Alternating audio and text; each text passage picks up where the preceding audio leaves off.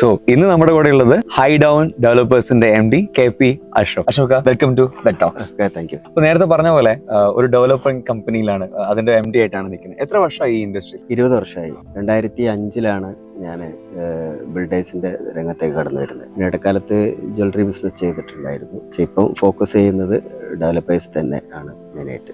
എങ്ങനത്തെ കൺസ്ട്രക്ഷൻസ് ഒക്കെയാണ് ചെയ്യുന്നത് ഹൈ ഡൗൺ ഡെവലപ്പേഴ്സ്? നമ്മൾ സ്വന്തമായി പുറത്തുനിന്ന് വർക്ക് എടുക്കാറില്ല. സ്വന്തമായി ലാൻഡ് എടുക്കുക, അത് ഡെവലപ്പ് ചെയ്യുക, അതിൽ കെട്ടിടങ്ങൾ എടുക്കുക. പിന്നെ കൊമേഴ്ഷ്യൽ ലാൻഡുകളാണ് കൂടുതലും. കൊമേഴ്ഷ്യൽ ബിൽഡിംഗ് കൺസ്ട്രക്ട് ചെയ്യുന്നു, സെന്റ് ഔട്ട് ആക്കുന്നു. അതാണ് നമ്മൾ ചെയ്യുന്ന കാര്യമായിട്ട്. ഓക്കെ, അപ്പൊ നമ്മള് ഈ എഴുത്തുകാരൻ എന്ന ലെവലിലേക്ക് ഒരു ബിസിനസ് ഓണർ MD, പ്രത്യേകിച്ച് ഇങ്ങനത്തെ ഒരു ഇൻഡസ്ട്രിയിൽ, ഇപ്പൊ ഇൻഡസ്ട്രിയിൽ നമ്മൾ ചെയ്യുന്നില്ലെങ്കിലും ഒരുപാട് പേരെ നമുക്ക് പരിചയമുണ്ട്. ഇവരുടെ ഒരു യാത്രകൾ എന്ന് പറഞ്ഞാൽ എപ്പോഴും ഒരു സൈറ്റിൽ നിന്ന് ഒരു സൈറ്റിലേക്കുള്ളതാണ്. എപ്പോഴും തിരക്കുകൾ, ടെൻഷൻസ്, കാരണം ഒരു ഡേറ്റിൽ നമുക്ക് ഡെലിവറി ചെയ്യാനുള്ള ബുദ്ധിമുട്ടുകളുണ്ട് നമ്മൾ. ഇതിനിടയ്ക്ക് എങ്ങനെയാണ് ഒരു എഴുത്തുകാരനായിട്ട് മാറുന്നത്, അല്ലെങ്കിൽ ഇത്തരം യാത്രകൾ ചെയ്യുന്നത്? ഈ ഒരു ക്രേസ് എങ്ങനെയാണ് തുടങ്ങുന്നത്? അത് ബിസിനസ്സിൽ ശ്രദ്ധിക്കുന്നതിന് മുമ്പ് വളരെ ചെറുപ്പത്തിൽ ഉണ്ടായിട്ടുള്ള ഒരു ടേസ്റ്റാണ് എഴുത്തും വായന എന്ന് പറയുന്നത്. ഞാൻ ധാരാളം വായിക്കും, ഒരുപാട് സമയം വായനയ്ക്ക് വേണ്ടി ചെലവഴിക്കാറുണ്ട്. ആ സമയത്തെ ഞാൻ എഴുതാറുണ്ട്. സമയത്ത് പിന്നെ സോഷ്യൽ മീഡിയ വരുന്നതിന് മുമ്പും എഴുതിയിട്ടുണ്ട്. സോഷ്യൽ മീഡിയ വന്നതിന് ശേഷം പിന്നെ ഫേസ്ബുക്കിൽ സ്ഥിരമായി കോളമിസ്റ്റ് എന്ന നിലയിൽ തന്നെ പലതിലും എഴുതാറുണ്ട്. നമ്മുടെ ചരിത്രാന്വേഷികൾ, തൂലിക, അങ്ങനത്തെ എഴുത്തുകാരുടെ സംഘടന ഗ്രൂപ്പുകൾ, ആ ഗ്രൂപ്പിൽ എഴുതാറുണ്ട്. പിന്നെ എൻ്റെ സ്വന്തം ഇതിൽ എഴുതാറുണ്ട്. അങ്ങനെ എഴുതിയിട്ട്, പക്ഷെ അതല്ല കാര്യമായി റിട്ടേൺ ആയിട്ടുള്ള സംഗതികൾ തന്നെ പിന്നെ എഴുതിയിട്ട് പുസ്തകമാക്കിയിട്ട്. സ്കൂളിൽ ഞാൻ പഠിക്കുന്ന സ്കൂൾ ഉമ്പുചാജി ഹയർ സെക്കൻഡറി സ്കൂള് ആണ്. അപ്പോൾ കാലിക്കറ്റ് യൂണിവേഴ്സിറ്റിയുടെ vice chancellor doctor KK Kurup ആയിട്ട് നല്ല ബന്ധമാണ്. അതുപോലെ നമ്മുടെ MGS നാരായണൻ സാറിനായിട്ട് നല്ല ബന്ധമാണ്. അപ്പോൾ KK കുറുപ്പ് സാർ ഒരു യാത്രയിൽ, അദ്ദേഹം കോഴിക്കോട്ട് വന്നു കഴിഞ്ഞാൽ എൻ്റെ വണ്ടിയിലാണ് ഞാൻ അങ്ങോട്ടും ഇങ്ങോട്ടൊക്കെ യാത്ര ചെയ്യാറ്. അപ്പോൾ അദ്ദേഹം എന്നോട് ഒരിക്കൽ ചോദിച്ചു, നിങ്ങളെ നാട്ടുകാരനായ സ്കൂളിൻ്റെ സ്ഥാപകൻ ഉമ്പുചാജിയെ കുറിച്ച് നിനക്കൊന്ന് എഴുതിക്കൂടെ, നീ വേറെ കുറെ സാധനങ്ങൾ എഴുതുന്നുണ്ടല്ലോ, അപ്പോൾ കാര്യമായിട്ട് ഒരു ഇതിലേക്ക് കടന്നുകൂടാൻ ചോദിച്ചു. അപ്പൊ ഞാൻ പറഞ്ഞു, സാർ ഞാൻ ശ്രമിക്കാന്ന് പറഞ്ഞു. അപ്പോൾ അദ്ദേഹത്തെ കുറിച്ച് അന്വേഷിച്ച് നോക്കുമ്പോൾ ശ്രീലങ്കയിലാണ് അദ്ദേഹത്തിന്റെ എല്ലാ വിവരങ്ങളും. അദ്ദേഹം പിന്നെ മരണപ്പെട്ടതും ജീവിച്ചതൊക്കെ തന്നെ ശ്രീലങ്കയിലാണ്. അപ്പൊ നമ്മുടെ നാട്ടിൽ നിന്ന് 16 വയസ്സിൽ നാട് വിട്ടു പോയി. അപ്പൊ അങ്ങനെ ശ്രീലങ്കയിൽ പോയി അദ്ദേഹത്തെ കുറിച്ച് പഠനം നടത്തി അങ്ങനെ ആദ്യമായിട്ട് ഒരു പുസ്തകം എഴുതി. ആ പുസ്തകം സ്കൂളിന്റെ മാനേജ്മെന്റ് തന്നെ പ്രസിദ്ധീകരിച്ചു. ഏതാണ്ട് സ്റ്റാർട്ടിങ്ങിൽ തന്നെ 5000-ഓളം കോപ്പി അവരടിച്ച് പ്രസിദ്ധീകരിച്ചു. അപ്പോൾ എനിക്ക് അതിൽ ചിലവൊന്നും വന്നിട്ടില്ല. പിന്നെ ഞാനത് ഒരു പേയ്മെന്റ് എന്നുള്ളവർക്ക് സ്വീകരിച്ചതുമല്ല. പഠിച്ചു വളർന്ന സ്കൂളിന്റെ ഒരു സ്ഥാപകന്റെ ഒരു ഹിസ്റ്ററി എഴുതാന്നുള്ള. അദ്ദേഹം ഈ സൗദി അറേബ്യയിലൊക്കെ ദാരിദ്ര്യം ഉണ്ടായിരുന്ന കാലത്ത് അവിടേക്ക് അരി കൊടുത്തയച്ചിരുന്ന ഒരാളായിരുന്നു. പിന്നെ സ്കൂൾ തന്നെ ഫ്രീ ആയിട്ട് സൗജന്യമായിട്ട് സമൂഹത്തിന് കൊടുത്തിട്ടുള്ള ഒരാളാണ്. അപ്പം അങ്ങനെയുള്ള ഒരാളെ കുറിച്ചിട്ട് എഴുതാന്നുള്ളതാണ്. അത് പേയ്മെന്റ് എന്നുള്ള ആൾക്കല്ല. ഓക്കെ, ആ ബുക്കിന് എന്തായിരുന്നു പേര്? അത് ഉമ്പുചാജി JP എന്നുള്ളതാണ്. ഈ JP എന്ന് പറയുന്നത് ജസ്റ്റിസ് ഓഫ് പീസ് എന്നാണ് അതിന്റെ ഒരു സിലോൺ സർക്കാർ അദ്ദേഹത്തിന് നൽകിയിട്ടുള്ള ഒരു ബിരുദാണ്. അപ്പൊ ആദ്യമായിട്ട് ഒരു പ്രസിദ്ധീകരിച്ച് നമ്മുടെ കയ്യില് ബുക്കായിട്ട് വരുന്നത് ഉമ്പുചാജിയെ കുറിച്ച് പുസ്തകമാണ്. ഇപ്പൊ തുടർച്ചയായിട്ട് ഇപ്പൊ എത്ര പുസ്തകങ്ങൾ റിലീസ് ചെയ്തു? 5 പുസ്തകം എഴുതി. 5 പേരൊന്ന് ജസ്റ്റ് പറയാം. അത് പിന്നെ ഞാൻ ദുബായിൽ കുറെ തവണ പോയിട്ടുണ്ടായിരുന്നു. അപ്പോൾ അങ്ങനെ ദുബായിൽ പോയതിൻ്റെ ഓരോ സ്ഥലങ്ങൾ വിസിറ്റ് ചെയ്ത് നമ്മളെ ബുർജ് ഖലീഫിന്റെ മുകളിൽ വരെ ഞാൻ കയറിയിട്ടുണ്ട്. അപ്പോൾ ബുർജ് ഖലീഫിന്റെ മുകളിൽ പോയ ആ അനുഭവം, പിന്നെ അതുപോലെ ദുബായിനെ കുറിച്ചുള്ള എല്ലാ സ്ഥലത്തും പോയിട്ട് അതിനെക്കുറിച്ച് ഞാൻ എവിടെ പോകുമ്പോൾ ഒരു ഡയറി കരുതാറുണ്ട്. ഓക്കെ, അപ്പോൾ പോയിട്ടുള്ള ആ വിവരങ്ങളൊക്കെ ഡയറിയിൽ അപ്പം തന്നെ എഴുതി വെക്കും. എന്നിട്ട് അത് പിന്നെ വീട്ടിൽ വരുമ്പോൾ ജോലി ഇല്ലാത്ത സമയത്ത്, അല്ലെങ്കിൽ രാത്രികളിൽ ഞായറാഴ്ചയൊക്കെ കിട്ടുന്ന സമയത്ത് അത് ഫേസ്ബുക്കിലേക്ക് വേഗം കൊണ്ട് എഴുതിക്കളി. ഫേസ്ബുക്കിലാകുമ്പോൾ പിന്നെ റെക്കോർഡായല്ലോ. ഓക്കെ, അങ്ങനെ റെക്കോർഡാവുന്ന സാധനങ്ങൾ പിന്നീട് ക്രോഡീകരിച്ച് കണ്ടിട്ട് പുസ്തകം. അങ്ങനെ ഈ 5 പുസ്തകങ്ങളുടെ പേര് ഇപ്പോൾ കേൾക്കുന്ന ആൾക്ക് വേണ്ടി ഒറ്റയടിക്ക് കേൾക്കാൻ വേണ്ടി 5 പുസ്തകങ്ങളുടെ പേരൊന്ന് പറഞ്ഞു തരാം. ഉമ്പുചാജി JP ആദ്യത്തെ പുസ്തകം. രണ്ടാമത്തത് പച്ചത്തുരുത്താരുടെ കഥാസമാഹാരം എഴുതിയിട്ടുണ്ട്. ഓക്കെ.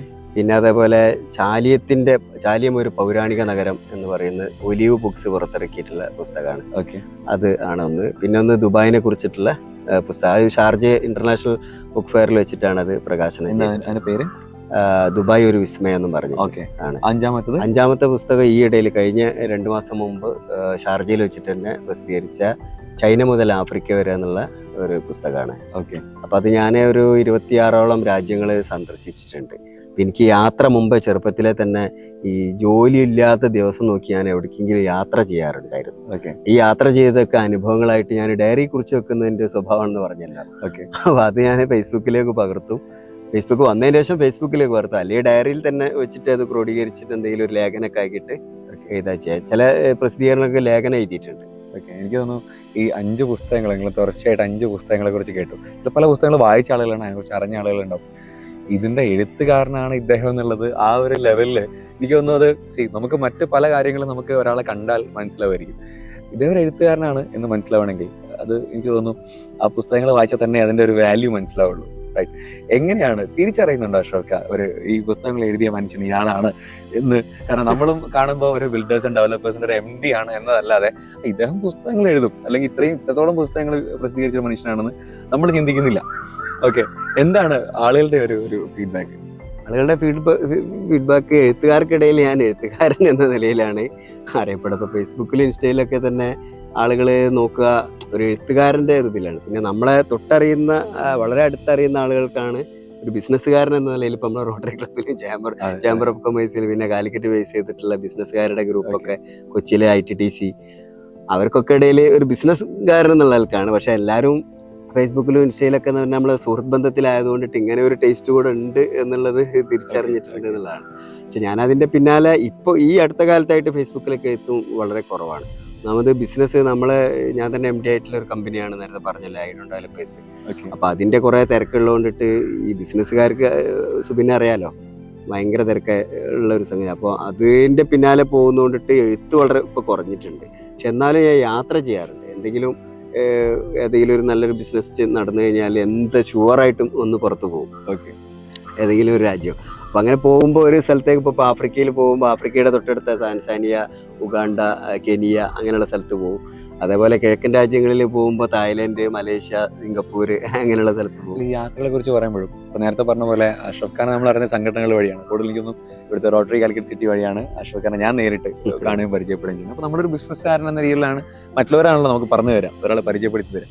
അപ്പോൾ എഴുത്തുകാരൻ എന്ന ലെവലിൽ നമ്മൾ കൂടുതൽ അറിയുന്നതും കൂടുതൽ മനസ്സിലാക്കുന്നതൊക്കെ ഈ 5ാമത്തെ പുസ്തകം പ്രസിദ്ധീകരിച്ചതിനെ കുറിച്ച് അറിഞ്ഞപ്പം അതിനെക്കുറിച്ച് ഒരു അംഗീകാരം നമ്മളെ സംഘടന തന്നെ വിളിച്ച് ഒരു പൊന്നാടയൊക്കെ അണിയിച്ച് അപ്പോഴാണ് അഷ്റഫ് ഖാൻ മൈക്കെടുത്ത് ഇതിനെക്കുറിച്ചൊക്കെ സംസാരിക്കുന്നത്. അപ്പോൾ അത് കേൾക്കാൻ ഭയങ്കര രസമായിരുന്നു. കാരണം എനിക്ക് തോന്നുന്നു നമുക്ക് ഓരോ രാജ്യത്തിലും പോകണം എന്നൊരു ആഗ്രഹം. നേരത്തെ പറഞ്ഞല്ലോ ബിൽഡേഴ്സ് ആൻഡ് ഡെവലപ്പേഴ്സ് ഒക്കെ ഒരു ട്രിപ്പ് പോകുന്ന നല്ല സക്സസ്ഫുൾ ആയിട്ടുള്ള ബിസിനസ് നടന്നു കഴിഞ്ഞാൽ ചിലപ്പോൾ ഒരു മലേഷ്യ, സിംഗപ്പൂർ ഒക്കെ ഒരു യാത്ര ഫാമിലി ആയിട്ടോ ഫ്രണ്ട്സ് ആയിട്ടോ അല്ലെങ്കിൽ ബിസിനസ് പാർട്ട്നേഴ്സ് ആയിട്ടോ ഒരു യാത്ര പോയി വരല്ലാതെ അതിനൊരു നേരത്തെ പറഞ്ഞ ഒരു യാത്രാ വിവരണത്തിന് പറ്റുന്ന രീതിയിൽ ഒരു അവസ്ഥയിലേക്ക് അത് മാറാറില്ല. കാരണം നമ്മൾ റിലാക്സ് ആകാൻ വേണ്ടി ജസ്റ്റ് പോയി വരാണ്. എങ്ങനെയാണ് ഇങ്ങനെ ഓരോ സ്ഥലത്തും ഒരു സഞ്ചാരിയായിട്ട് പോകണം, ആ സ്ഥലത്തിനെ കുറിച്ച് പഠിക്കണം, അവിടുത്തെ ചരിത്രം പഠിക്കണം, അവിടുത്തെ ഒരു മെമ്മറി എല്ലാവർക്കും കൊടുക്കുന്ന രീതിയിൽ ഇങ്ങനെ കുറിച്ച് വെക്കണം എന്നൊരു ചിന്ത എപ്പോഴാണ് വന്നു തുടങ്ങി? പിന്നെ ലോകത്തിന്റെ 26 രാജ്യം സന്ദർശിച്ചെന്ന് പറഞ്ഞില്ല, അതിനു മുമ്പേ തന്നെ ഞാൻ ഇന്ത്യയിലുള്ള 3 സ്റ്റേറ്റ് ഒഴികെ ബാക്കി എല്ലാ സ്റ്റേറ്റിലും പോയിട്ടുണ്ട്. ഈ സ്റ്റേറ്റിലൊക്കെ തന്നെ ഞാൻ താമസിച്ചിട്ടുണ്ട്. അവിടെ അതിനുവേണ്ടി ഒരു പഠനയാത്ര എന്നുള്ള ആൾക്ക് തന്നെ പോയതാണ്. പഞ്ചാബിലും കശ്മീരില്, രാജസ്ഥാനില്, ഉത്തരേന്ത്യയില്, അതേപോലെ ഗുജറാത്തില്, എല്ലാ സ്ഥലത്തും ഡൽഹിയിലും ഒക്കെ തന്നെ പഠിക്കാൻ വേണ്ടിയിട്ട് 1-2 ദിവസം അവിടെ നിൽക്കും. എന്നിട്ട് അതിനെ കുറിച്ച് പഠിക്കും, ഒരു ഡയറിയിൽ എഴുതി വെക്കും. എന്നിട്ട് വേഗം പെട്ടെന്ന് നാട്ടിലേക്ക്. ഇതൊക്കെ ചെയ്തു തുടങ്ങിയ വർഷം പറയും. കാരണം ഹിച്ച് ഹൈക്കിങ്ങും ട്രാവൽ വ്ളോഗിങ്ങും ഒക്കെ ഇപ്പൊ നമ്മള് കഴിഞ്ഞ കുറച്ച് വർഷങ്ങളായിട്ട് 15 വർഷം മുമ്പാണ് ഈ ചെയ്യാൻ തുടങ്ങുന്നത്. 15 വർഷം മുമ്പ് പോയിട്ടുണ്ട് ഈ സ്ഥലങ്ങളിലൊക്കെ തന്നെ. പിന്നീടാണ് ഞാൻ അബ്രോഡ് പോകാൻ വേണ്ടിയിട്ട് തുടങ്ങിയിട്ടുള്ളത്. ഏതാണ്ട് ഇപ്പോൾ ഒരു 2008 ശേഷം 2012 സമയം തൊട്ടിട്ടാണ് പുറത്തോട്ട് കൂടുതലായിട്ട് പോയിട്ടുള്ളത്. ഗൾഫ് രാജ്യങ്ങളിലൊക്കെ, ദുബായിൽ ആദ്യം ഇടയ്ക്കിടയ്ക്ക് പോകാറുണ്ടെങ്കിലും പിന്നെ ഈ മറ്റുള്ള രാജ്യങ്ങൾ കാണണം എന്നുള്ള ഒരു താല്പര്യം വന്നിട്ടുള്ളത് ഒരു 10-12-13 വർഷം മുമ്പുള്ള. 4ാമത്തെ ബുക്കിൽ ദുബായിനെ കുറിച്ചാണ്. അപ്പൊ അതിനെ കുറിച്ച് ചെറിയൊരു ഐഡിയ തരും. ഈ പുസ്തകം വായിക്കാത്തവർക്ക് അതിൽ എന്താണെന്നും കൂടെ മനസ്സിലാവുന്ന രീതിയിൽ ചെറുതായിട്ടൊന്ന് പറഞ്ഞു തരും. ദുബായിലെ അറിയുന്നത് നമ്മള് മലയാളികളെല്ലാം തന്നെ ഏറ്റവും കൂടുതൽ മലയാളികളുള്ള സ്ഥലമാണ് ദുബായ് അറിയുന്നത്. അപ്പോൾ ദുബായില് പോവാന്ന് പറയുമ്പോൾ ദുബായിന്റെ ഉത്ഥാനവും പതനവും എനിക്ക് അനുഭവിച്ചറിയാൻ സാധിച്ചിട്ടുണ്ട്. ഞാൻ ഒരു ബിസിനസ്സിൽ ഇൻവെസ്റ്റ് ചെയ്തിട്ടുണ്ടായിരുന്നു. അതിൽ 2008 അമേരിക്കയിലെ ലെമൺ ബാങ്ക് പൊട്ടിയ സമയത്ത് ഒരു സാമ്പത്തിക ക്രൈസിസ് ഉണ്ടായിരുന്നു.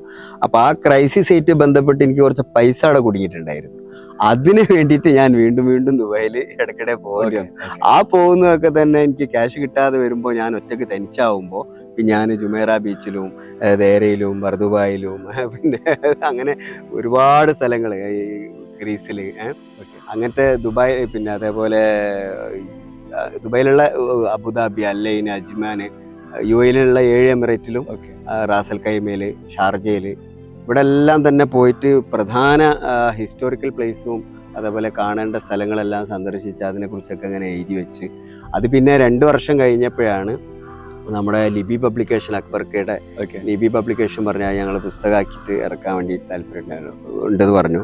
അങ്ങനെയാണ് അത് ഷാർജയിൽ വെച്ചിട്ട് അത് പ്രസിദ്ധീകരിക്കുന്നത്. അതിൻ്റെ കുറച്ച് മുമ്പായിരുന്നു പച്ചത്തുരുത്തിന് എന്ന് പറഞ്ഞിട്ടൊരു കഥാസമാഹാരം രചിച്ചിട്ടുണ്ടായിരുന്നു.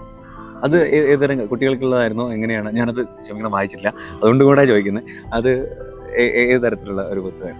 അത് ശരിക്കും ആ പുസ്തകത്തിലെ 19ഓളം ചെറു കഥകളാണ്.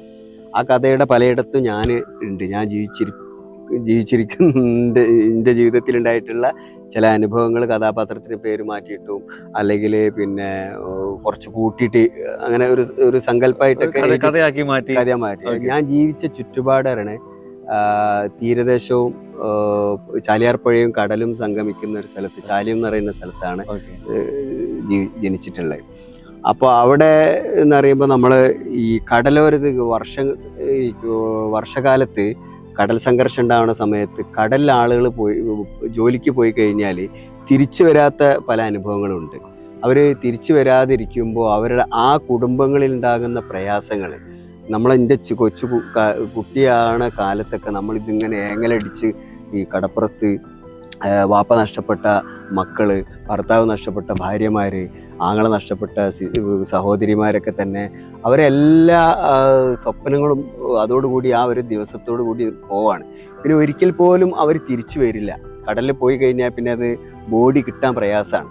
അപ്പം അങ്ങനെയുള്ള ആളുകളുടെ ആ ജീവിത ദുരന്തങ്ങൾ കണ്ടിട്ടാണ് നമ്മൾ ചെറുപ്പകാലത്ത് നമ്മളിങ്ങനെ നമ്മളെ ചുറ്റോടും നമ്മളെ ചുറ്റുവട്ടത്തൊക്കെ തന്നെ ഇപ്പം എൻ്റെ ഉപ്പയെ അഞ്ചന്മാരും അങ്ങനെയൊന്നും കടലിൽ പോയിട്ടില്ല. മുമ്പ് ഏതോ കാലത്ത് ഉപ്പ പോയിട്ടുണ്ടാവും.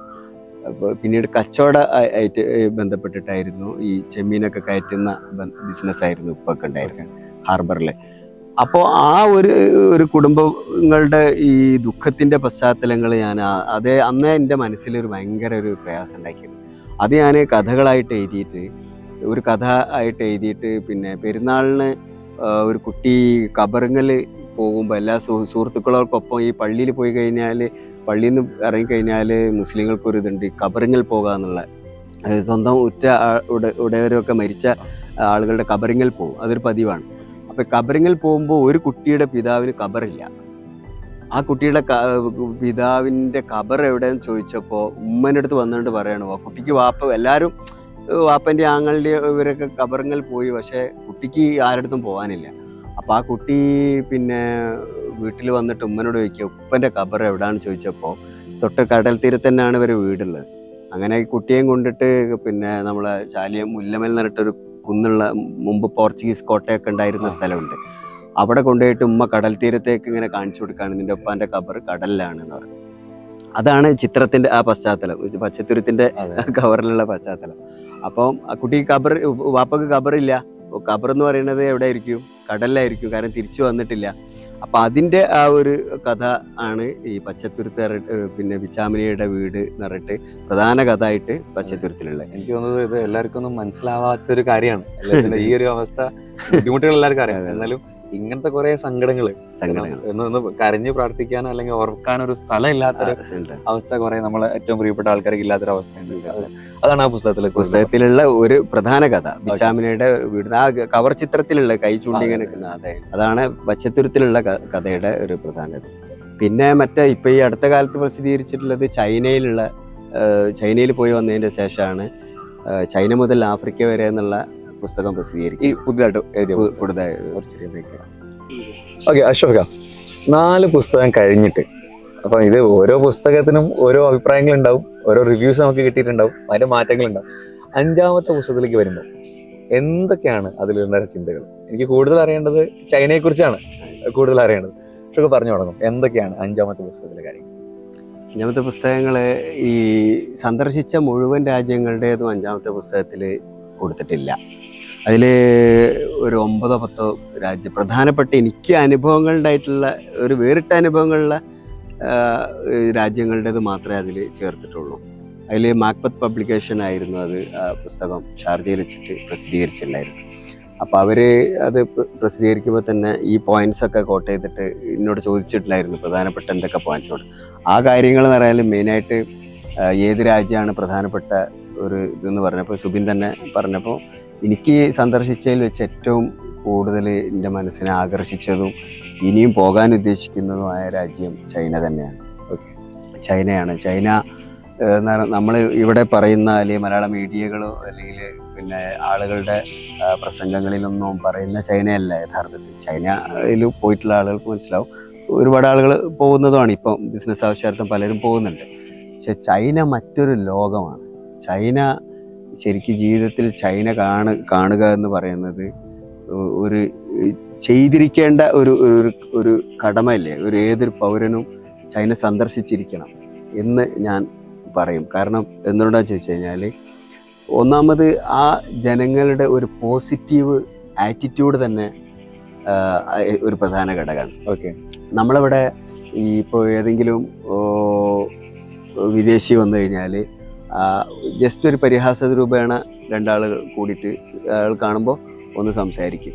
അല്ലെങ്കിൽ എനിക്ക് ഒരു കാര്യമില്ലെങ്കിൽ പോലും സുബിൻ്റെ കാര്യത്തിൽ ഞാനൊന്ന് ഇടപെടും. നമ്മുടെ പ്രത്യേകിച്ച് ശീലമാണ്. അപ്പോൾ ചൈനയിൽ അതൊന്നുമില്ല. ചൈനയിൽ മറ്റൊരാളുടെ കാര്യത്തിൽ ഇടപെടേയില്ല. അവർക്ക് അവൻ്റെ കാര്യം മാത്രമാണ്. എന്നാൽ സ്വാർത്ഥതയില്ലാണ്.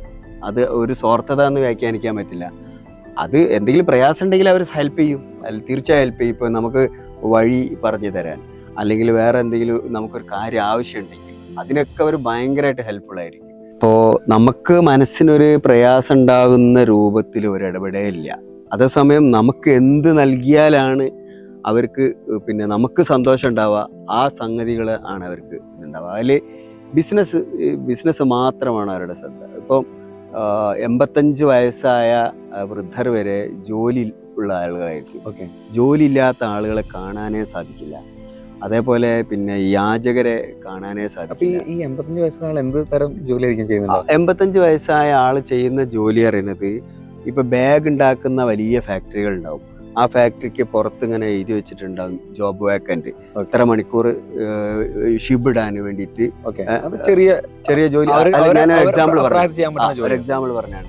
അതുപോലെ ഫാൻ ഉണ്ടാക്കുന്ന കമ്പനി ആണെങ്കിൽ ഫാനിന്റെ കവർ ചെയ്യാവുന്ന, സ്റ്റിക്കർ ഒട്ടിക്കാവുന്ന, മൊബൈൽ ആണെങ്കിൽ അതിന്റെ പൗച്ച് ഇടാവുന്ന, AC ആണെങ്കിൽ അതിന്റെ ഈ ഇത് മറ്റേ അസംബിൾ ചെയ്യാവുന്ന സംഗതികൾ, TV ആണെങ്കിൽ അത് പിന്നെ കൊറിയർ സർവീസുകാർക്ക് ആയിരക്കണക്കിന് 10,000 പ്രൊഡക്റ്റ് അല്ലേ. അവർക്ക് ഇംഗ്ലീഷ് ചൈനയിലെ ഒട്ടുമുക്ക ആളുകൾക്കും ഇംഗ്ലീഷ് അറിയില്ല. പുതിയ തലമുറക്ക് മാത്രമേ ഇംഗ്ലീഷ് അവർ സംസാരിക്കുകയുള്ളൂ. അതുപോലെ ഈ പേയ്മെന്റ് നമ്മുടെ ഈ ഗൂഗിൾ പേയോ അതുപോലെ ഇൻസ്റ്റഗ്രാമോ, അത് ഗൂഗിൾ സെർച്ചിങ് പോലും ഇല്ല അവിടെ. ഫേസ്ബുക്ക് ഇല്ല, വാട്സപ്പ് ഇല്ല, ഇൻസ്റ്റഗ്രാം ഇല്ല. ഇതൊന്നും ഇല്ലായിട്ടും ഇംഗ്ലീഷ് അറിയായിട്ടും അവർ ലോകത്തിൻ്റെ ഓരോ ഗ്രാമത്തിലും അവരുടെ പ്രൊഡക്റ്റ് വിൽക്കുന്നതുള്ള. ചൈനീസ് പ്രൊഡക്റ്റ് എത്താത്ത ലോകത്തിൻ്റെ ഒരു ഗ്രാമം പോലും ഉണ്ടാവില്ല. അത്രയും അവർ എസ്റ്റാബ്ലിഷ് ആണ്. കാരണം ആ രാജ്യത്തിൻ്റെ പുരോഗതി അപാരമാണ്. അത്രക്ക് പുരോഗതി അറിഞ്ഞാൽ അത് ചൈനീസ് വൻമതിൽ കടന്ന് വാർത്തകൾ പുറത്തു വരാത്തതുകൊണ്ടിട്ടാണ്. ഈ ബിസിനസ്സുകാർക്കിടയിൽ മാത്രമാണ് ചൈനയെ കുറിച്ചുള്ള അറിവ്. പറഞ്ഞ പോലെ ഗൂഗിളും ബാക്കി ആക്സസും നമുക്ക് അവിടെ ലഭ്യമല്ല, ഇല്ലാത്തതുകൊണ്ട് അവരോട്ട് കണക്ട് ചെയ്യാനും നേരിട്ടില്ല. നമുക്കിപ്പോ ചൈനയെ കുറിച്ച് സെർച്ച് ചെയ്ത് കഴിഞ്ഞാൽ കാര്യമായ വിവരങ്ങൾ കിട്ടില്ല. അവർക്ക് ലോകത്തെ കുറിച്ച് പിന്നെ ഗൂഗിളിൽ സെർച്ച് ചെയ്യേണ്ട ആവശ്യമില്ല. അവർക്ക് അവർ എടുക്കുന്നുണ്ടാവും ആ വിവരങ്ങളൊക്കെ. അലിപേ എന്ന് പറഞ്ഞിട്ട് ഒരു സാധനമാണ് അവർ എടുക്കുന്നത്. അവരുടെ തന്നെ ആപ്പ് ഉണ്ട്. അതിലൂടെ ചിലപ്പോൾ ലോകത്തെ കാണും. പക്ഷെ ലോകത്ത് നടക്കുന്ന സാമൂഹിക കാര്യങ്ങളോ രാഷ്ട്രീയ കാര്യങ്ങളോ മതപരമായതോ ഒന്നും തന്നെ ചൈനക്കാർക്ക് അറിവില്ല. അവർക്ക് മതം എന്താണെന്ന് അറിയാത്ത ആളുകളാണ് ഭൂരിപക്ഷ ആളുകൾക്ക്. മതം തന്നെ അറിയില്ല. ഓക്കെ, ഞാൻ ചോദിക്കുന്നത് ഇപ്പൊ 26 രാജ്യങ്ങൾ പോയി എന്ന് പറഞ്ഞു. പല രാജ്യത്തേക്ക് എത്ര ദൂരം യാത്ര ചെയ്യണമെന്ന് നമുക്കറിയാം. ഇത് തൊട്ടപ്പുറത്ത് കിടക്കുന്ന ചൈനയെ കുറിച്ചാണ് നമ്മൾ ഇത്ര നേരം സംസാരിക്കുന്നത്. അപ്പൊ ആ ഈ പോയിന്റിലേക്ക് ഒന്നുകൂടെ ഞാൻ വരുവാ. നമ്മളൊരു ചായക്കട മുതൽ ഓൺലൈൻ പ്ലാറ്റ്ഫോമുകൾ വരെ ചർച്ച ചെയ്യുന്നത് പലപ്പോഴും മതവും രാഷ്ട്രീയവും തന്നെയാണ്. അങ്ങനെയാണ്. അതാണ് പത്രത്തിലാണേലും മറ്റു മാധ്യമങ്ങളിലാണേലും ഹോട്ട് സെല്ലിംഗ് എല്ലാം ന്യൂസും കണക്റ്റഡ് ഇതാണ്. എങ്ങനെയാണ് ചൈന പോലെ ഇത്രയും വലിയൊരു രാജ്യം, ഇത്രയും ജനങ്ങളുള്ള രാജ്യത്ത് ഒരു മതമോ രാഷ്ട്രീയമോ ചർച്ച ചെയ്യപ്പെടാത്തത്? അത് അവരെ ഈ മുമ്പേ ഉണ്ടായിട്ടില്ല. ഇപ്പൊ മാവോ സെത്തിങ്ങിന്റെ കാലത്തോട് കൂടിയിട്ടാണ്, 1934 ലോങ് മാർച്ച് ഉള്ള ചരിത്രം അറിയാലോ. ലോങ് മാർച്ചോട് കൂടിയിട്ടാണ് ചൈനക്കാരുടേതായിട്ടുള്ള ഒരു ഭരണം വരുന്നത്. അതിന് മുമ്പ് പിന്നെ ബ്രിട്ടീഷുകാരും പല രാജ്യങ്ങളും, ചൈന ഒരു ഏകീകൃത രാജ്യം എന്ന നിലയിൽ ബ്രിട്ടീഷുകാർ പോലും ചൈനയെ ഭരിച്ചിട്ടില്ല. പല പ്രവിശ്യകളായിട്ട് ഇങ്ങനെ ഭരിച്ചിട്ടുണ്ട് എന്നുള്ളതല്ലാണ്ട് പിന്നീടാണ് ഇത് ചൈന എന്ന് പറഞ്ഞിട്ട് ഒരു ഏകീകൃത രാജ്യമായി മാറുന്നത്. അതിനുശേഷവും വലിയൊരു പുരോഗതിയൊന്നും ഉണ്ടായിട്ടില്ലായിരുന്നു. കമ്മ്യൂണിസ്റ്റ് സർക്കാരുകൾ വന്നു. പിന്നീട് ഈ കമ്മ്യൂണിസം എന്ന് പറയുന്ന ഇസത്തിൽ മാത്രം അടിയുറച്ചു നിന്നുകൊണ്ടിട്ടുള്ള പ്രവർത്തനത്തിൽ അവർക്ക് വേണ്ടത്ര പുരോഗതി കൈവരിക്കാൻ സാധിച്ചിട്ടില്ല. അത് അവിടെ മാത്രമല്ല, പല രാജ്യങ്ങളിലും അങ്ങനെ ഉണ്ടായിട്ടുണ്ട്. ഈ നമ്മുടെ ഡെങ് സിയാപിങ്ങിന്റെ കാലത്താണ്, അദ്ദേഹത്തിന്റെ കാലത്തുണ്ടായിട്ടുള്ള 20 വർഷത്തെ ഭരണമാണ് ചൈനയെ മാറ്റിമറിക്കുന്നത്. ചൈനയിൽ അതിനുശേഷം ഒരു കൊടി എന്ന നിലയിൽ, അല്ലെങ്കിൽ ഒരു ഇസം എന്ന നിലയിൽ ഇപ്പൊ പറയുമ്പോൾ പൊളിറ്റ് ബ്യൂറോ ആണ്, കമ്മ്യൂണിസ്റ്റ് പാർട്ടിയാണ്, എല്ലാം അതോറിറ്റി ആണെങ്കിലും എല്ലാം സർക്കാരിൻ്റെതാണ്, എല്ലാം തൊഴിലാളി വർഗ സർവാധിപത്യമാണ്. അങ്ങനത്തെ കമ്മ്യൂണിസം അല്ല. അവിടെ എന്ന് പറഞ്ഞാൽ ഓരോ പൗരനും സ്വാതന്ത്ര്യമുണ്ട്. ഭരണകൂടത്തിന്റെ കാര്യത്തിൽ ഇടപെടാന്നാ മതി. ഭരണകൂടത്തിന്റെ കാര്യത്തിൽ ഇടപെടുകയോ നിങ്ങൾക്ക് അധികാരത്തിലെത്താൻ വേണ്ടിയിട്ടുള്ള ശ്രമങ്ങൾ നടത്തുകയോ അവരെ വിമർശിച്ചു കണ്ട് നിങ്ങൾ പ്രകടനം നടത്തുകയോ ചെയ്യാൻ പോകേണ്ട കാര്യമില്ല. പക്ഷെ നിങ്ങൾക്ക് എന്താണോ വേണ്ടത് അത് സർക്കാർ നൽകും. നിങ്ങൾക്ക് വ്യവസായം ചെയ്യണോ, അതിന് സർക്കാർ സംവിധാനം ഉണ്ടാക്കി തരും. നിങ്ങൾക്ക് ഫാക്ടറി വേണോ, ഇന്ന സ്ഥലത്ത് സർക്കാർ ഫാക്ടറി ഉണ്ടാക്കി വെച്ചിട്ടുണ്ടാവും. പിന്നെ എന്തിനാണ് സമരം? പിന്നെ അതിന്റെ ആവശ്യമില്ലല്ലോ. നിങ്ങൾക്ക് ഫണ്ട് വേണോ, സർക്കാർ തരും. നിങ്ങൾക്ക് വാഹനം വേണോ, സർക്കാർ തരും. ഒന്നുമില്ല, ഒരു കോയിൻസ് ഇട്ട് കഴിഞ്ഞാൽ നിങ്ങൾക്ക് ഏത് തെരുവിൽ നിന്നും സൈക്കിൾ എടുത്ത് ഓടിച്ചിട്ട് പോകാം. ഒരു കോയിൻസ് ഇട്ടാൽ മാത്രം മതി. ഈ അലിപേ വഴി ഇനിയിപ്പോ ഒന്നല്ലേ ഫോണിൽ ഒരു 2 രൂപ 2 റുഹാൻ ഇട്ട് കഴിഞ്ഞാൽ നിങ്ങൾക്ക് എന്ത് ചെയ്യാം, യാത്ര ചെയ്യാം. അത്രയും സിസ്റ്റമാറ്റിക്കലാണ് അവിടുത്തെ എല്ലാം. ഈ റോഡരികിലൊക്കെ തന്നെ കൂട്ടിയിട്ടുള്ള കച്ചറകളും മാലിന്യങ്ങളും ഒന്നും ചൈനയിൽ കാണില്ല. അത്രയും പച്ച പരവതാനിയെ വിരിച്ചിട്ട് നല്ല മനോഹരമായ കാഴ്ചകളാണ് ചൈനയിൽ കാണാൻ. Business is business. ഒന്നാമത് ബിസിനസ്സാണ് അവരുടേത്. ജീവിക്കാൻ വേണ്ടിയിട്ടുള്ള അല്ലെങ്കിൽ മുന്നോട്ടുള്ള സാമ്പത്തികമായ മുന്നോട്ടുള്ള പ്രയാണത്തിന് വേണ്ടിയിട്ടാണ് അവിടുത്തെ ലൈഫ്. നമ്മൾ ചെലവഴിക്കുന്നതിൻ്റെ 80% നമ്മൾ മതപരമായ ചർച്ചയും രാഷ്ട്രീയപരമായ ചർച്ചയും ആവശ്യമില്ലാത്ത കാര്യങ്ങൾക്കാണ്. അവിടെ ആവശ്യമുള്ള കാര്യങ്ങൾക്കാണ് 90% ചെലവഴിക്കുക. ആവശ്യമില്ല. നമ്മുടെ യൂട്യൂബ് ചാനൽ പറയുമ്പോൾ അതിനും അവരുടെ അഭിപ്രായം ഉണ്ടാവും. അത് ഓരോരുത്തരുടെ പേഴ്സണൽ അഭിപ്രായമാണ്. പക്ഷെ ഒരു രാജ്യത്തിന്റെ വളർച്ചയ്ക്ക് ഇതൊന്നും സഹായിക്കുന്നില്ല എന്നുള്ളത് അതെ. അല്ല നമ്മുടെ ഇതൊന്നും ആവശ്യമില്ല എന്ന് പറഞ്ഞുകൊണ്ട് വരുമ്പോ ഈ രാഷ്ട്രീയവും മതമൊന്നും ആവശ്യമില്ല എന്നുള്ള രീതിയിലല്ല ഞാൻ പറഞ്ഞത്. വിശ്വാസിക്ക് വിശ്വാസം ആവശ്യമാണ്. അല്ല, ഈ ചർച്ചകളെ കുറിച്ച് അതാണ്. ചർച്ചകളെ കുറിച്ച് മാത്രമാണ്. വിശ്വാസങ്ങൾ വളരെ നീക്കട്ടെ. പക്ഷെ നമ്മൾ ചർച്ച ചെയ്യുന്നത് ഒരു രാജ്യത്തിന്റെ പുരോഗതി ആണെങ്കിൽ അവിടെ കൂടുതലും ചർച്ച ചെയ്യപ്പെടേണ്ടത് പുതിയ ടെക്നോളജിയെ കുറിച്ചും പുതിയ ബിസിനസിനെ കുറിച്ചും പുതിയ ആശയങ്ങളെ കുറിച്ചും ആയിരിക്കും. അതാണ് പുതിയ തലമുറക്ക് എന്താണോ വേണ്ടത്, അതാണ് അവിടുത്തെ വിഷയം. ഇപ്പൊ നമ്മൾ കുറെ മതത്തെ കുറിച്ച് ചർച്ച ചെയ്ത് മതം നമുക്ക് വിശ്വാസമാണ്, നമ്മുടെ മരണാനന്തര ജീവിതത്തിലെ നമ്മുടെ രക്ഷകൾക്കും ശിക്ഷകൾക്കും ഹേതുവായിട്ടുള്ളത് ഈ ലോകത്തുള്ള നമ്മുടെ കർമ്മങ്ങളാണെന്നാണ് നമ്മുടെ വിശ്വാസം. സുബിന്റെ അതേപോലെ മറ്റുള്ള മതങ്ങൾക്ക് എല്ലാവർക്കും വിശ്വാസം ഉണ്ടാവാം. എൻ്റെ വിശ്വാസമാണ് ഞാൻ പറഞ്ഞത്. അതേപോലെ പൊളിറ്റിക്കലിലെ ജനാധിപത്യ സംവിധാനം ഒരു അർത്ഥത്തിൽ നല്ലതാണ്. പക്ഷെ ജനാധിപത്യം വളരെയധികം ഓവറായി കഴിഞ്ഞതാണ് നമ്മളെ നാട് അനുഭവിക്കുന്ന ചെറിയ പ്രശ്നങ്ങൾ.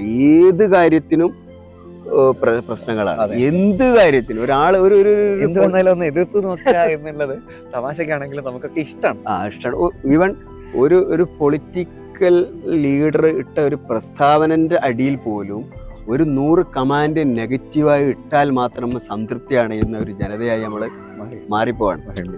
നമുക്ക് അവിടെ എന്ത് പ്രയോജനം ഉണ്ടോ?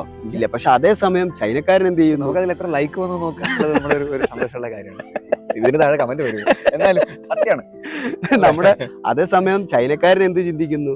ഇപ്പൊ ചൈനക്കാരനെ വിശ്വസിക്കാൻ പറ്റിയ ഒരു ജനത, എല്ലാ ചൈനയിലുള്ള 140 കോടി മനുഷ്യന്മാരും ഭയങ്കര പെർഫെക്റ്റ് ആണ് എന്നല്ല ഞാൻ പറഞ്ഞുകൊണ്ടിരുന്നത്. പക്ഷെ പൊതുവിൽ അവര് നോക്കുന്നത് ബിസിനസ് മാത്രമാണ്. എങ്ങനെ നമ്മൾ ഉണ്ടാക്കുന്ന പ്രൊഡക്റ്റ് സുബിൻ പിന്നെ മറ്റൊരു രാജ്യത്തുള്ള ആളുകളെ കൊണ്ട് വാങ്ങിപ്പിക്കാം എന്നുള്ളതാണ് അവരുടെ റിസർച്ച്. ഞാൻ നേരത്തെ പറഞ്ഞില്ലേ, ഈ 85 വയസ്സായ ആള് ഈ ബാഗിന്റെ ഇത് പിന്നെ ഷിപ്പിടുന്നതും അതേപോലെ വാച്ചിന്റെ കവർ ഇതാക്കുന്നതും മൊബൈലിന്റെ ചെറിയ ചെറിയ ജോലികൾ ചെയ്തിട്ട് വൈകുന്നേരം അവന് സാലറി വാങ്ങിയിട്ട് പോവാണ്, ഹാപ്പിയാണ്. അത് ജോലി ഇല്ലാത്ത ഒരാൾ പോലും ഇല്ല, എല്ലാവർക്കും ജോലിയാണ്. നമ്മൾ ആളോഹരി വരുമാനത്തെക്കാൾ എത്രയോ മുകളിലാണ് ചൈന ഉള്ളത്. നമ്മൾ അതേ ജനസംഖ്യയാണ് ചൈന ഉള്ളത്. നമ്മൾ അതേ കാലത്ത് സ്വാതന്ത്ര്യം നേടിയ രാജ്യമാണ് ചൈന ഉള്ളത്. ഒന്ന് ആലോചിച്ച് നോക്കൂ, നമ്മൾ അതിർത്തി പങ്കിടുന്ന രാജ്യമാണ് ചൈന. അപ്പൊ നമ്മള് ഇതൊക്കെ പഠിക്കുമെന്ന് ചോദിച്ചു കഴിഞ്ഞാൽ ചിലപ്പോ വീഡിയോ കാണുമ്പോൾ പറയാം എന്താ പറയുക ചൈനയ്ക്ക് പോകും. അല്ല അത് പറയേണ്ട ഒരു ഇതുണ്ടെങ്കിലും അല്ലെങ്കിലും ഒക്കെ ഇങ്ങനെ പറഞ്ഞുകൊണ്ടിരിക്കും. പക്ഷെ സത്യത്തിൽ അതാണല്ലോ യാഥാർത്ഥ്യം. യാഥാർത്ഥ്യം അതാണല്ലോ, യാഥാർത്ഥ്യം അതല്ലേ ആ ഒരു കാര്യം. നമ്മുടെ 5ാമത്തെ പുസ്തകത്തിനകത്ത് നിന്ന് എനിക്ക് തോന്നുന്നു ഇതൊരു ഒരു തുള്ളി വന്നിട്ടുള്ളൂ, ബാക്കി ഒരു കടൽ അതിനകത്ത്. പിന്നെ എനിക്ക് സന്ദർശിക്കാൻ ഇഷ്ടമുള്ള ഒരു രാജ്യം, ഞാൻ എന്റെ മരണത്തിൽ നിന്ന് രക്ഷപ്പെട്ട ഒരു രാജ്യമായിരുന്നു മാലദ്വീപ്. അങ്ങനെ പറയാനൊരു കാരണം അതിന്റെ ഹെഡിങ്ങിൽ തന്നെ കൊടുത്തിരിക്കുന്നത് ജീവിതം തിരിച്ചു നൽകിയ മാലദ്വീപ്. അങ്ങനെയാണ് അതിന്റെ ഹെഡിങ് കൊടുത്തിട്ടുള്ളത്. അപ്പോ അതെന്തുകൊണ്ടാന്ന് വെച്ച് കഴിഞ്ഞാല് അവിടെ 1192 ദ്വീപുകളാണ് അവിടെ ഉള്ളത്. ഈ ദ്വീപുകളില് വന്ന് യൂറോപ്യൻ സഞ്ചാരികളാണ്, ഒരുപാട് യൂറോപ്യൻ സഞ്ചാരികൾ വരും. അപ്പൊ അവരൊക്കെ തന്നെ കടൽ തീരത്ത് റൂം എടുത്തിട്ട് ഹോട്ടൽ എടുത്തിട്ട് താമസിക്കുക ചെയ്യുക. അപ്പൊ ഞാൻ എൻ്റെ ട്രിപ്പുകളൊക്കെ തന്നെ സോളോ ട്രിപ്പുകളാണ്, ഒറ്റയ്ക്കുള്ള യാത്രകളാണ്. ചില മലേഷ്യ, ദുബായ് പോലത്തെ സ്ഥലങ്ങളിലേക്കാണ് ഫാമിലി ആയിട്ടുള്ള യാത്ര ഉണ്ടായിട്ടുള്ളത്. അപ്പോൾ മാലദ്വീപ് ഞാനും അതേപോലെ ഒരു കടൽ തീരത്തുള്ള ഒരു ഹോട്ടൽ റൂം എടുത്ത് താമസിച്ചു. പിറ്റേ ദിവസം പിന്നെ ഈ ബോട്ടുകൾ ഇങ്ങനെ വന്നിട്ട് യൂറോപ്യൻ സഞ്ചാരികളെ ഒക്കെ കയറ്റുന്ന പോലെ നമ്മളെയും യൂറോപ്യൻ സഞ്ചാരികളോടാണ് അവർക്ക് പ്രിയം. കാരണം അവർക്ക് കൂടുതൽ പേയ്മെന്റ് കിട്ടുന്നത് അവിടെയാണ്. അതെ. അപ്പൊ നമ്മളെ ഈ ഇന്ത്യൻ സഞ്ചാരികളെ ഒന്നും വേണ്ടത്ര വരെ മൈൻഡ് ചെയ്യാറില്ല. അപ്പൊ ഞാൻ ഏതായാലും അതിൽ കയറി പറ്റി. ജപ്പാന്റെ ഒരു ടീം ഉണ്ടായിരുന്നു, യൂറോപ്യൻ ടീം ഉണ്ടായിരുന്നു, അമേരിക്കൻ്റെ ഒരു സഞ്ചാരികളുണ്ടായിരുന്നു, UK നിന്നുള്ള ആളുകളുണ്ടായിരുന്നു. ഞാൻ ഏതായാലും ഇന്ത്യക്കാരൻ ഞാൻ മാത്രമേ ഉണ്ടായിരുന്നുള്ളൂ. ഞാൻ അതിൽ കയറി. അപ്പോൾ അതിൽ പിന്നെ 3000 അടി താഴ്ചയിലാണ് കര കിടക്കുന്നത്. അത്രയും മണിക്കൂറുകളോളം കടലിലേക്ക് പോയിട്ട് ഇന്ത്യൻ മഹാസമുദ്രമാണ്. അപ്പൊ 3000 അടി താഴ്ചയിലേക്ക് പോയാലും വെള്ളം തന്നെയാണ് ഇത്രയും, അത്രയും ഭാഗം വെള്ളമായിരുന്നു. അത്രയും ഭാഗം വെള്ളം മനസ്സുകൊണ്ട് കണ്ടുപിടിക്കാൻ പറ്റില്ല, അത്രയും താഴ്ചയിലാണ്. അപ്പൊ ആ സ്ഥലത്ത് ഈ വലിയ വലിയ സ്രാവുകൾ ഇങ്ങനെ ഓടിക്കൊണ്ടിരിക്കുക. അപ്പൊ സ്രാവിന്റെ ചിറകില് വാലുമ പിടിച്ചിട്ട് ഇങ്ങനെ പോകുന്നത് യൂറോപ്യന്മാർക്ക് ഒരു രസം. എന്നിട്ട് അത് ഫോട്ടോ ഷൂട്ട് ചെയ്യും. റിസ്ക് ആണെങ്കിലും പക്ഷെ അത് സ്രാവ് ഒന്നും ചെയ്യില്ല. അതേസമയം തെരണ്ടി എന്ന് പറയുന്ന മീനില്ലേ, അതൊക്കെ എന്തെങ്കിലും ഉപദ്രവിക്കുകയൊക്കെ ചെയ്യും. അതുപോലെ ഈ എലഫന്റ് എന്ന് പറയുന്ന എടി എന്നൊക്കെ പറയുന്ന സാധനമല്ലേ, സ്രാവ് നമ്മളെ ഇല്ലേ, സ്രാവ് ഉപദ്രവിക്കില്ല. സ്രാവ് ഇങ്ങനെ ഓടാ ചെയ്യാ. അപ്പൊ അതിന്റെ പിടിച്ചിട്ട് ഇങ്ങനെ ചിറക് പിടിച്ചിട്ടും വാല് പിടിച്ചിട്ടും ഇങ്ങനെ അതിന്റെ കൂടെ പോകും. അപ്പൊ വെള്ളത്തിൽ നല്ല പ്യുവർ വാട്ടർ ആണല്ലോ. നമ്മളെ ഈ ചളിവെള്ളം ആയതുകൊണ്ടാണ് നമ്മളെ കടലിനൊരു പച്ചപ്പ് വരുന്നത്. അതേസമയം അവിടുത്തെ കടല് ബ്ലൂ കളർ നിറായിരിക്കുമല്ലോ. അപ്പോ പ്യുവർ വൈറ്റ് സാൻഡാണ് മണല്. അപ്പോ നല്ല ക്ലാരിറ്റി ഉണ്ടാവും. എത്ര ദൂരെ ഓടുന്ന മീനെയും ശരിക്കും ഇവിടുന്ന് നോക്കിയാൽ കാണാൻ പറ്റും. അങ്ങനെ സ്രാവിന്റെ ചിറക് പിടിച്ച് ഇങ്ങനെ പോകുന്നത് വെള്ളത്തിനടിയിൽ നിന്ന് എടുക്കുന്ന ക്യാമറ അല്ലേ, ആ ക്യാമറയിൽ നിന്ന് ഷൂട്ട് ചെയ്തിട്ട് അതൊരു രസമായിട്ട്, എന്നിട്ട് അത് ഒരു വലിയ വിരസത്തിന്റെ ഭാഗമായിട്ടാണ് യൂറോപ്യൻ സഞ്ചാരികൾ ആ ഫോട്ടോ അതിനാണ് വരുന്നത്. ആ ഫോട്ടോ അവരവിടെ ഈ ഫേസ്ബുക്കിലും ഇൻസ്റ്റയിലും ഒക്കെ മുഴുവൻ ആളുകളുടെയും നോക്കി കഴിഞ്ഞാൽ മാലദ്വീപിലെ ഈ ഫോട്ടോ അതൊരു വലിയൊരു ഒരു ടൂറിസത്തിന്റെ ഭാഗം. നമ്മളെ ടാറ്റ അവിടെ റിസ്ക് എടുക്കുന്നതിന് മാത്രം പോലെയാണെങ്കിൽ. അപ്പൊ അതില് നമ്മളെ കയറ്റിയിട്ടുള്ള ബോട്ട് അവര് പിന്നെ ഗൈഡ് നമ്മളോട് പറഞ്ഞിട്ടുണ്ടായിരുന്നു, നീന്തം നല്ലോണം അറിയുന്ന ആളുകൾ മാത്രം ചാടിയാൽ മതി എന്ന് പറഞ്ഞിട്ടുണ്ടായിരുന്നു. അപ്പൊ പക്ഷെ യൂറോപ്യൻ സഞ്ചാരികൾക്കൊക്കെ അവരും അതേപോലെ കടലിൽ ഒരുപാട് നല്ലോണം സാഹസിക നീന്തലൊക്കെ നടത്തിയിട്ടുള്ള ആളുകളാണല്ലോ.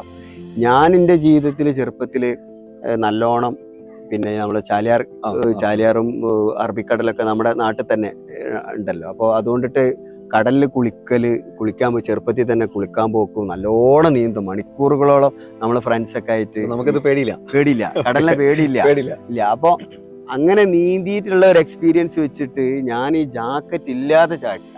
ഈ സേഫ്റ്റി ജാക്കറ്റ് ഇട്ടില്ല. ജാക്കറ്റ് ഉണ്ടായിരുന്നു പക്ഷെ ഞാനത് എടുത്തില്ല. അത് ഞാൻ കാണിച്ച അവരിത് സമ്മതിക്കോ? ഇല്ല, അവര് എന്നോട് പറഞ്ഞിരുന്നു, നിങ്ങൾക്ക് നന്നായി നീന്തൽ അറിയില്ലെങ്കിൽ നിങ്ങൾ ജാക്കറ്റ് ഇട്ടേ ചാടാവൂ, അല്ലെങ്കിൽ നിങ്ങൾ പിന്നെ ചാടേണ്ട ഇല്ല എന്ന് പറഞ്ഞു. പക്ഷെ ഞാൻ പറഞ്ഞു എനിക്ക് ജാക്കറ്റ് പ്രശ്നമില്ല, ഞാൻ നന്നായി നീന്തുന്ന ഒരാളാണെന്ന് പറഞ്ഞു. അങ്ങനെ ഞാൻ ചാടി വെള്ളത്തിൽ ചാടി. അപ്പോൾ അവരൊക്കെ തന്നെ ജാക്കറ്റ് ഉപയോഗിച്ചിട്ട് നല്ലോണം സ്പീഡിൽ യൂറോപ്യൻസ് ഒക്കെ ഇങ്ങനെ പോകുന്നത്. ഞാനും നന്നായി സ്പീഡിൽ ഇങ്ങനെ പോയി. പക്ഷെ ഒരു 10-20 മിനിറ്റ് ഒക്കെ കഴിഞ്ഞപ്പോൾ ഞാൻ ക്ഷീണിക്കാൻ തുടങ്ങി. അപ്പോൾ നമ്മളുടെ ഒരു അതിരുകടന്ന ആത്മവിശ്വാസമില്ലേ, അതാ വിനായത്. അങ്ങനെ എൻ്റെ മസിലുകളൊക്കെ കോച്ചി പിടിക്കാൻ തുടങ്ങി. ഞാൻ എവിടെ പോയി കഴിഞ്ഞാൽ എൻ്റെ ചെറിയ മകൾ ഫാത്മ നസിഹ എന്ന് പറയും, അപ്പോൾ അവളായിട്ട് ഇങ്ങനെ വീഡിയോയിൽ ഓരോ രംഗങ്ങൾ ഇങ്ങനെ കാണിച്ചു കൊടുക്കും. ഞങ്ങളിങ്ങനെ ഈ സ്ഥലങ്ങളൊക്കെ. അപ്പോൾ അതിൻ്റെ ഒരു കാമണിക്കൂർ മുമ്പ് പോലും ഞാൻ അവളായിട്ട് വീഡിയോ കോൾ സംസാരിച്ചിട്ടുണ്ടായിരുന്നു. അങ്ങനെ വെച്ചിട്ടാണ് അത് ചാടിയിട്ട്. അപ്പോൾ ചാടി ഞാൻ എൻ്റെ ഓരോരോ പേശികൾ വലിഞ്ഞ് പിടിക്കാൻ തുടങ്ങി. അതേപോലെ പിന്നെ എനിക്ക് വെള്ളം ധാരാളമായി, ഞാൻ കടൽ വെള്ളം കുടിച്ചു. പിന്നെ ഞാൻ ആകെ ക്ഷീണിതനായി, എൻ്റെ മനസ്സും ക്ഷീണിച്ചു, ശരീരവും ക്ഷീണിച്ചു. അവസാനം എനിക്ക് ഓർമ്മ വന്നു, ഞാൻ ഈ കഥയിൽ എഴുതിയെന്ന് പറഞ്ഞ ഇതില്ലായിരുന്നു, കടലിലൊക്കെ പോയിട്ടുള്ള ആളുകളുടെ കഥ ഞാൻ എഴുതിയിട്ടുണ്ടായിരുന്നല്ലോ. ആ അനുഭവം ഞാൻ എൻ്റെ മനസ്സിലപ്പോ ഇങ്ങനെ തേടി മോളെ വിളിച്ചു വെച്ചിട്ടുള്ളൂ. അപ്പൊ ഞാൻ ഇങ്ങനെ ഈ താഴോട്ട് പോയി. പിന്നെ ഇടയ്ക്ക് എൻ്റെ എന്തെങ്കിലും ഒരു നിലയ്ക്ക് നല്ല ശക്തി ഉപയോഗിച്ച് കുറച്ച് മുന്നോട്ട്. അപ്പോഴേക്ക് ഇവർ യൂറോപ്യൻസ് ടീമൊക്കെ ഒരുപാട് അപ്പുറത്തെത്തി. ഇവർക്ക് നമ്മളെ കാണാനേ പറ്റൂല, കാരണം അവർ സംഘങ്ങളാണല്ലോ, ഞാൻ ഒറ്റക്കല്ലേ. അപ്പൊ ഇതൊന്നും നോക്കുന്നേ ഇല്ല, അവരിങ്ങനെ എത്രയോ ദൂരത്തെത്തി. അപ്പോൾ ഞാൻ മോളെ വിളിച്ചു പോയി, കാരണം ഈ താഴ്ന്നു പോവാണല്ലോ, മരണം 100% ശാരീരികം ഒന്നും ചെയ്യാനില്ല, കാരണം ആരിൻ്റെ വിളി പോലും കേൾക്കാനില്ല. എനിക്കാണെങ്കിൽ നീന്താനും കഴിയില്ല, എൻ്റെ കാലിനെ മസിൽ പിടിച്ചു. അതുപോലെ വെള്ളം ധാരാളമായിട്ട് കുടിച്ച് എനിക്ക് മുന്നോട്ട് പോകാനേ കഴിയില്ല, താഴോട്ട് ഇങ്ങനെ പോയിക്കൊണ്ടിരിക്കും. പിന്നെ ജീവൻ ഉപയോഗിച്ച് ഞാൻ വീണ്ടും മുകളിലോട്ട് വരും, പിന്നെയും താഴോട്ട്. അങ്ങനെയൊക്കെ ആയിട്ട് അവസാന ശ്രമം എന്ന നിലയ്ക്ക് ഞാൻ നല്ല സൗണ്ടൊക്കെ ഇട്ടിട്ട് ആരും കേൾക്കുന്നൊന്നുമില്ല. അപ്പം ഞാൻ ആ പുസ്തകത്തിൽ എഴുതിയിട്ടുണ്ടായിരുന്നു, ഒരു ലത്തീഫ് എന്ന് പറയുന്ന ആൾ ഇങ്ങനെ കടലിൽ പോയപ്പോൾ ഈ ബോട്ട് കാണാൻ വേണ്ടിയിട്ട് വെള്ളം ഇങ്ങനെ മുകളിലോട്ട് കുടഞ്ഞിട്ട് ആ ഒരു സംഗതി ഞാനൊന്ന് ഉപയോഗിച്ച് നോക്കിയതാണ്. അതായത് വെള്ളം ധാരാളമായിട്ട് ഇങ്ങനെ മുകളിലോട്ട് കുതറി ചിതറി തെറിച്ച പോലെ ഇങ്ങനെ ഇതിട്ട്. അപ്പോൾ അതിൻ്റെ തൊട്ട് അപ്പുറത്ത് കൂടെ പോകുന്ന ഒരു ജാപ്പനീസ് ബോട്ട് ഉണ്ടായിരുന്നു. അപ്പോൾ അതിൽ നിന്ന് ചാടിയിട്ടുള്ള 2 ആളുകൾ എന്നെ കണ്ടു. അപ്പോൾ എൻ്റെ ഒരു ജാക്കറ്റും ഇല്ല, പെട്ടെന്ന് കാണുമല്ലോ, ജാക്കറ്റിന്റെ ചോപ്പ് കളറിൽ ഇങ്ങനെ എത്ര ദൂരം കാണാലോ. ഇതിന്റെ തല മാത്രമല്ല അവർ കാണുന്നുള്ളൂ. അപ്പോൾ എന്തോ ഒരു അപകടം മനസ്സിലായി. ഞാൻ ഇങ്ങനെ കൈകൊണ്ടിട്ട് ഇങ്ങനെ കാണിക്കുകയും ചെയ്യുന്നുണ്ട്. അപ്പൊ അവര് പിന്നെ കൂടാന്ന് പറഞ്ഞ് വളരെ വേഗത്തിൽ അവർ സ്പീഡിൽ ഇങ്ങനെ വന്നിട്ട് എനിക്കൊരു ജാക്കറ്റ് എറിഞ്ഞു തന്ന് ഞാൻ എല്ലാ ശക്തിയും പ്രയോഗിച്ച് ഞാൻ ആ ജാക്കറ്റ് അങ്ങോട്ട് പിടിക്കും. അങ്ങനെയാണ് മറ്റൊരു ജീവിതത്തിലേക്ക് തിരിച്ചു വരുന്നത്. ചെറിയ കഥയല്ലാതെ അതായിരുന്നു മാലദ്വീപിന്റെ യാത്രയിൽ എഴുതിയിട്ടുണ്ടായിരുന്നു. 400ഓളം ദ്വീപുകളിലാണ്, 4 ലക്ഷം ആളുകളാണ് അവിടെ ആകെ ഉള്ളത്. 200ഓളം ദ്വീപുകളിലെ ആൾതാമസമുള്ളൂ. നമ്മളെ ഈ ഭൂപടത്തിൽ നോക്കിയാൽ മാലദ്വീപ് കാണില്ല, ഒരു ഇങ്ങനെ ചെറിയൊരു വര മാത്രമേ കാണൂ. പക്ഷെ എത്ര മനോഹരമാണ് മാലദ്വീപ്, നല്ല മനോഹരമായ ഒരു സ്ഥലമാണ്, കണ്ടിരിക്കേണ്ട ഒരു സ്ഥലം തന്നെയാണ്.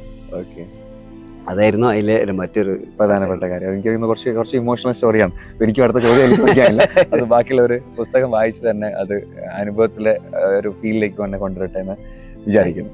ഓക്കെ, അഷ്റഫ് ഖാൻ, ഇതിന്റെ കൂടെ ഒക്കെ ചോദിക്കുകയാണ്, ഈജിപ്ത് എന്ന് പറയുമ്പോൾ ആദ്യം വരുന്നൊരു പിക്ചറുണ്ട്. ഓക്കെ, അഷ്റഫ് ഖാൻ ഈജിപ്തിനെ കുറിച്ച് പുതിയ പുസ്തകത്തിൽ പറഞ്ഞതിന്റെ രീതി എങ്ങനെയാണ്? ഈജിപ്ത് ഞാൻ പോകുന്നത് വരെയുള്ള ഒരു കാഴ്ചപ്പാടല്ല, ഈജിപ്തിൽ പോയതിന്റെ ശേഷമുള്ള.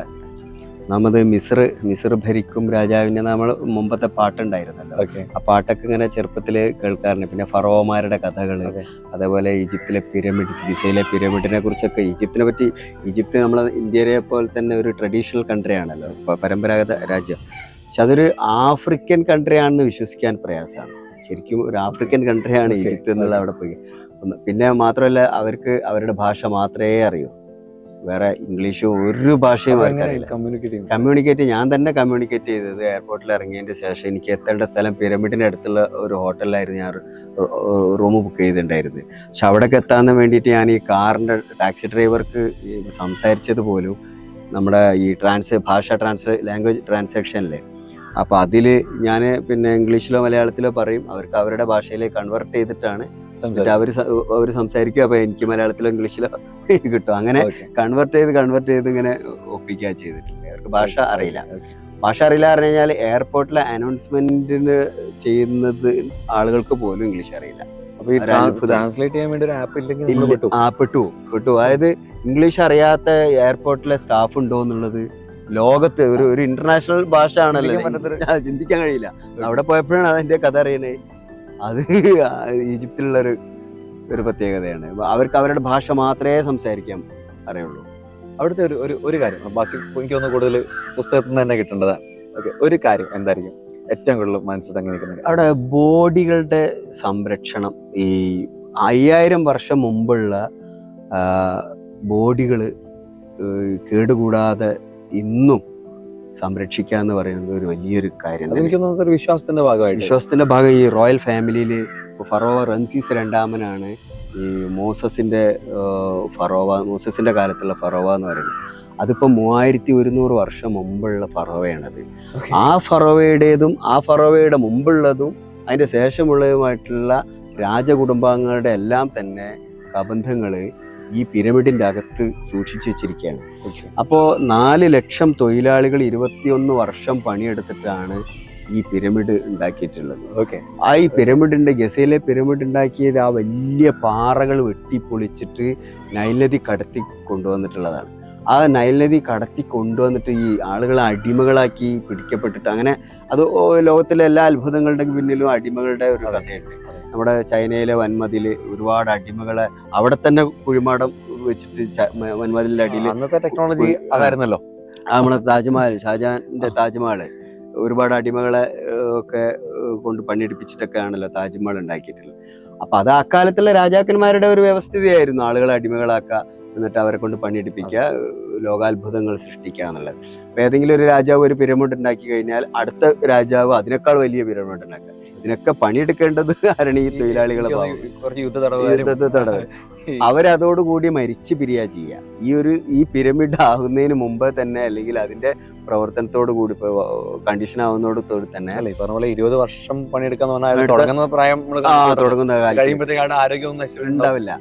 ഇവർക്ക് സുരക്ഷിതമായി ജീവിക്കാനും മരിച്ച തലമുറകളോളം എൻ്റെ പേര് സമൂഹത്തിൽ നിലനിൽക്കണമെന്നതിന്റെ ആ ഒരൊറ്റ വിശ്വാസത്തിലാണ് ഇവര് പിരമിഡുകൾ ഉണ്ടാക്കുന്നത്. നമ്മളിപ്പോ അതിനെക്കുറിച്ച് 100 കണക്കിന് പിരമിഡാണ്. ഞാനത് ഹോട്ടലിൽ എത്തിയപ്പോ ഹോട്ടലിന്റെ റൂമിന്റെ ഈ പിന്നെ നമ്മളെ വിൻഡോയിലൂടെ ഇങ്ങനെ നോക്കിയപ്പോ ഈ പിരമിഡ് ഞാനായിട്ട് ഒരു 50 മീറ്റർ അകലെ മാത്രമാണ് നിൽക്കുന്നത്. അപ്പൊ ലോകത്തിന്റെ വിസ്മയിപ്പിക്കുന്ന ഈ കാഴ്ചയിൽ ആ മണ്ണിൽ ഇങ്ങനെ കാലുകുത്തിയപ്പോ എനിക്കുണ്ടായിട്ടുള്ള ഓരോരോ കഥകള് എൻ്റെ മനസ്സിലിങ്ങനെ, ആ പഴയ പാട്ടുകളും ചരിത്രത്തിൽ പറഞ്ഞിട്ടുള്ള പിരമിഡുകളെ കുറിച്ചിട്ടുള്ള ഓർമ്മകള്, മോസസിന്റെ കഥകള്, ഫറോവയുടെ കഥകള് എല്ലാം ഇങ്ങനെ മനസ്സിലിങ്ങനെ ഈ പിരമിഡ് നോക്കി ഞാൻ മണിക്കൂറുകളോളം ഇരുന്നിട്ടുണ്ട്.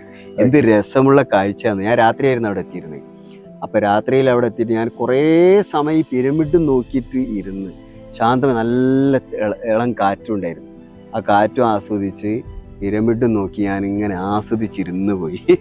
വെറുതെ അല്ല എഴുതുന്നത് ഇത്തരം ചിന്തകൾ, ഇത്തരം ഫീലിങ്സ്. കാരണം അത് എല്ലാവരുടെയും കാണുക, സെൽഫി എടുക്കുക, ആ ഫോട്ടോ പോസ്റ്റ് ചെയ്യുക എന്നുള്ളതാണ് എല്ലാവരുടെയും അല്ല കുറെ പേരുടെയെങ്കിലും ഇപ്പൊ ഇതൊരു രീതി എന്ന് പറഞ്ഞാണ്.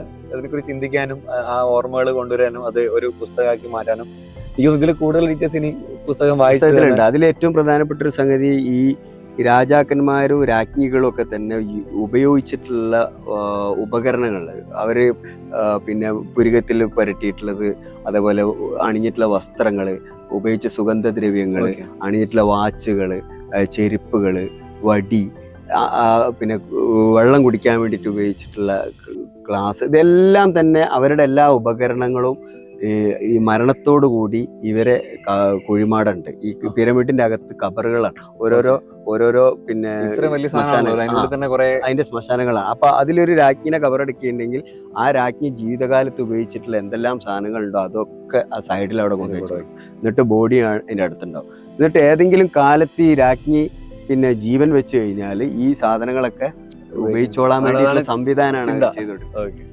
ഈ മറ്റൊരു മ്യൂസിയത്തിലാണ് പിന്നെ ഈ ഫറോവമാരുടെ ഒക്കെ ബോഡി ഉള്ളത്. അത് ആയിരക്കണക്കിന് ബോഡിയാണ്, ഒരു 100ഉം 1000ഉം ഒന്നുമല്ല, ആയിരക്കണക്കിന് ബോഡികൾ അവര് ഇത് കേടുകൂടാതെ മമ്മികളാക്കി സംരക്ഷിക്കപ്പെട്ടിട്ടുണ്ട്. അത് കാണേണ്ട കാഴ്ചയാണ്. ഞാൻ ആ പുസ്തകത്തിൽ അതിനെപ്പറ്റി ശരിക്കും ചോദിക്കുന്നത്, ഈ പുസ്തകങ്ങളൊക്കെ എവിടെ കിട്ടും? ഇപ്പം ഇപ്പൊ ഒരു എഴുത്തുകാരനെ നമ്മൾ പരിചയപ്പെടുത്തുകയാണ്. കാരണം കുറെ പേർക്ക് അറിയാം, കുറെ പേർക്ക് അറിയില്ല. അറിയാത്ത ആളുകൾക്ക് വേണ്ടിയിട്ട്, എന്നെ പോലത്തെ കുറെ പേർക്ക് വേണ്ടിയിട്ടാണ് പരിചയപ്പെടുത്തുന്നത്. ഈ പുസ്തകങ്ങളൊക്കെ ഓൺലൈനിൽ അവൈലബിൾ ആണോ? ഓൺലൈനില് പിന്നെ ഞാൻ ആദ്യം ഉമ്പിച്ചാജിയുടെ ഒരു ചരിത്രം എന്ന് പറഞ്ഞില്ല, അത് സ്കൂളിലാണ് കിട്ടുക. ഉമ്പിച്ച സ്കൂൾ അവരാ മാനേജ്മെന്റ് ആണ് അത്. ബാക്കി പുസ്തകങ്ങള് പിന്നെ ചാലിയം ഒരു പൗരാണിക നഗരം എന്ന് പറയുന്നത്, ചാലിയം മുമ്പ് ഈ പോർച്ചുഗീസ് കോട്ട നിലനിന്നിരുന്ന സ്ഥലമായിരുന്നു. 1531 അവിടെ പോർച്ചുഗീസ് സാമൂതിരിന്റെ പിന്തുണയോടുകൂടി മറ്റേ സമ്മതത്തോടു കൂടി അവർ കോട്ട പണിയുന്നു. 1571 ചാലിയം യുദ്ധം ഉണ്ടാകുന്നു. ആ യുദ്ധത്തിൽ സാമൂതിരി കുഞ്ഞാലിമരക്കാരും ഐക്യകണ്ഠന കോട്ട പൊളിച്ച് പോർച്ചുഗീസുകാരെ ഇവിടെ നാടെടുത്താണല്ലോ. അപ്പോൾ അതിൻ്റെയൊക്കെ സാമൂതിരിയുടെയൊക്കെ പശ്ചാത്തലം ഉള്ള ഒരു ചരിത്രമായിരുന്നു പൗരാണിക. അത് കിട്ടുക നമ്മളെ olive publication, doctor M K മുനീറിന്റെ ഒലീവ് പബ്ലിക്കേഷനിൽ ആണ്, അവരുടെ സൈറ്റിൽ അത് അടുത്തത്. പിന്നെ അടുത്തത് മാക്ബത്ത് പബ്ലിക്കേഷനിൽ ആണ് ഈ ചൈന മുതൽ ആഫ്രിക്ക വരെ എന്നുള്ള, അതിലാണ് എനിക്ക് ചൈനയെ കുറിച്ച് കൂടുതൽ അറിയാനുള്ളത്. ആ പുസ്തകം എവിടെ കിട്ടും? അതും മാക്ബത്തിലാണ്. അവർ പ്രസിദ്ധീകരണത്തിലൊക്കെ അവർ കൊണ്ടുപോകാറുണ്ട്. ദുബായിൽ ഷാർജയിൽ ഞാൻ കണ്ടിട്ടുണ്ടായിരുന്നു, വെച്ചിട്ടുണ്ടായിരുന്നു. മറ്റു 2 പുസ്തകങ്ങളും ലിബി പബ്ലിക്കേഷൻ ആണ് ചെയ്തത്. അത് നമ്മുടെ അക്ബർക്കയുടെ ലിബി പബ്ലിക്കേഷന്റെ ഇതിൽ അവർ ഓൺലൈനിൽ അത് ഇട്ടിട്ടുണ്ട്. അതുകൂടാതെ തന്നെ പിന്നെ പുസ്തകത്തിന്റെ ബുക്ക് സ്റ്റാളിലൊക്കെ അവർ വിൽക്കാറുണ്ട്. ഈ ദുബായിനെ പറ്റിയുള്ളതും അതേപോലെ ഈ പിന്നെ പച്ചത്തുരുത്തരുടെ കഥാസമാഹാരവും അതിലുണ്ട്. ഇനി എനിക്ക് ചോദിക്കേണ്ടത്, നമ്മൾ ഈ യാത്ര വിവരണം എന്ന് പറയുമ്പോൾ നമ്മുടെ തലയിൽ ആദ്യം വരുന്ന ഒരു പേരുണ്ട്. ഒരുപാട് ഫാൻസ് ഉള്ള മനുഷ്യനാണ് സന്തോഷ് ജോർജ് കുളങ്ങര. അദ്ദേഹത്തിന്റെ അത് വിവരിക്കുന്ന രീതിയാണെങ്കിലും അതിനുവേണ്ടി എടുക്കുന്ന എഫേർട്സ് ആണെങ്കിലും ഇപ്പോഴത് മനസ്സിലാവും. മുമ്പത് അത് കണ്ടില്ലായിരുന്നു. ഇപ്പൊ ഈ 15 വർഷമായിട്ട് യാത്ര ചെയ്യും. നേരത്തെ പറഞ്ഞു, ഇപ്പം ഇവിടെ പോകുമ്പോൾ എന്താ പറയുക, ഈജിപ്തിൽ പോകുമ്പോൾ ഒരു ട്രാൻസ്ലേഷൻ, ഒരു ആപ്പ് ഉപയോഗിച്ച് ഇപ്പൊ നമുക്ക് ടെക്നോളജി ഉണ്ട്. ഈ 15 വർഷം മുമ്പ് ചെയ്തിരുന്ന യാത്രകൾ, അതിപ്പോ ഇന്ത്യക്കകത്താണെങ്കിലും പല സംസ്ഥാനങ്ങളിൽ പല ഭാഷയാണ്, മറ്റു രാജ്യങ്ങളിൽ പോകുമ്പോൾ പിന്നെ അത് പറയാൻ വേണ്ട. എങ്ങനെയാണ് ഇതൊക്കെ ചെയ്യുന്നത്? എന്ത് മാറ്റമാണ് ഇന്നത്തെ തലമുറ യാത്രികരും അന്ന് ഈ ഒരു 15 വർഷം ഒരു ചെറിയ പീരീഡ് അല്ല, യാത്രകൾ വെച്ച് നോക്കുകയാണെങ്കിൽ എന്ത് വ്യത്യാസമാണ് വന്നിട്ടുള്ളത്? വ്യത്യാസം ഏറ്റവും പ്രധാനമായിട്ട് ഞാൻ ശ്രദ്ധിച്ചിട്ടുള്ളത്, നമ്മളെ ഒരു മൂന്നാമത്തെ വയസ്സ് തൊട്ടിട്ട് നമ്മുടെ കുട്ടി ഇംഗ്ലീഷ് മീഡിയം സ്കൂളിൽ പഠിക്കുന്നുണ്ട്. അപ്പം LKG UKG, പിന്നെ 1ാം സ്റ്റാൻഡേർഡ് തൊട്ട് +2 വരെയുള്ള 17 വർഷം. അപ്പോൾ 17ഉം 2ഉം 19, പിന്നെ +2 കഴിഞ്ഞാലുള്ള ഒരു 3 വർഷം. അങ്ങനെ ഒരു 22 വർഷം പഠിച്ച ഒരു ഇംഗ്ലീഷ് മീഡിയത്തിൽ പഠിച്ച കുട്ടിനോട് നിങ്ങൾ ഇംഗ്ലീഷിലൊന്ന് സംസാരിക്കാൻ വേണ്ടി പറഞ്ഞു നോക്കൂ, കഴിയില്ല. ഹിന്ദിയിൽ നമ്മുടെ രാജ്യത്തിന്റെ ഭാഷ സംസാരിക്കാൻ പറഞ്ഞു നോക്കൂ, കഴിയില്ല. ഈ ഒരു വ്യത്യാസം വളരെ പ്രധാനമാണ്. ഭാഷ അറിയാതെ ഒരു അടി മുന്നോട്ട് പോകാൻ കഴിയില്ല. ഭാഷാജ്ഞാനം ഇല്ല. 22 വർഷത്തെ വിദ്യാഭ്യാസത്തിനടുക്ക് സ്വന്തം രാജ്യത്തിന്റെ ഭാഷ സംസാരിക്കാൻ അറിയാത്ത, ലോകത്തിന്റെ ഭാഷ സംസാരിക്കാൻ അറിയാത്ത ഒരു പൗരനെ വാർത്തെടുക്കുന്ന വിദ്യാഭ്യാസം ഒന്ന് ആലോചിച്ചോക്കാം. ശരിക്കും അതിനെ കുറിച്ച് പഠിക്കേണ്ടത് തന്നെയല്ലേ? പക്ഷെ എനിക്കൊന്നും ഇപ്പൊ പുതിയ തലമുറ കൂടുതലും ഇംഗ്ലീഷിൽ സംസാരിക്കുന്നൊക്കെ, പക്ഷെ എന്നാലും അല്ല, സംസാരിക്കുന്നുണ്ടാവാം. പക്ഷെ എന്നാലും ഒരു ഇംഗ്ലീഷുകാരനോട് സംസാരിക്കേണ്ട രീതിയിൽ കുറച്ച് ബുദ്ധിമുട്ടായിരിക്കാനാണ് സാധ്യത. എന്റെ അനുഭവത്തിൽ എനിക്ക് വന്നിട്ടുള്ള ഒരു കാര്യമാണ്.